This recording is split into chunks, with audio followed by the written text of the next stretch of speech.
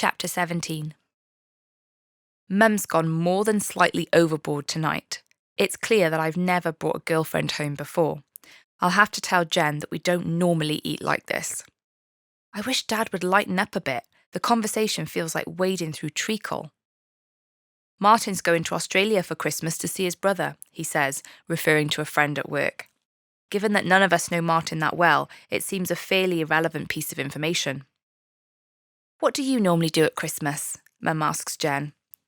It's just me, my dad and my sister, she replies. Quiet, really. Perhaps you could come here to stay before Christmas, Mum suggests with a smile at me. We have a lovely candlelit carol service. It's really magical.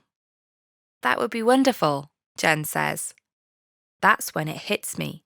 It's the perfect proposal opportunity. My mind whirs into action, creating a to-do list. Buy an engagement ring for a Christmas present.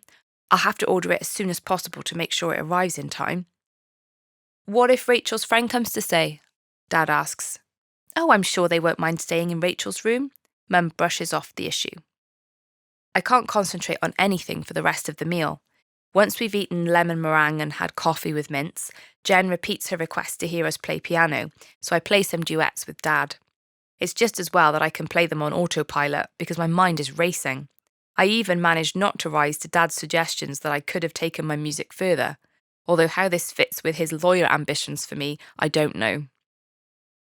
What did you study at A-level? Jen asks, as we walk up the stairs together. English, music and maths. She makes a face. You did English, history and drama? I guess the last one. She nods. I guess that explains the Shakespeare project. I wonder if anyone would notice if I sat in the audience with an eye mask on, with huge eyelashes printed onto it, and slept through the performance. Probably not. Carrying the bags into the spare room, I check Jen has everything she needs. She seems a bit overwhelmed. I would be too if I were in her shoes.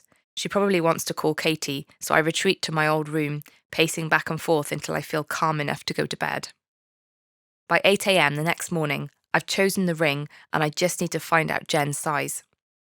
I listen out for her to go into the bathroom and then dash across the corridor and into her room. I look at the bedside table. Yes, there's a ring on there.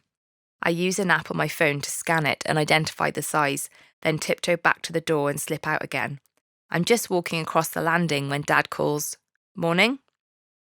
Great, he must think I'm sneaking out of Jen's room because I stayed there last night.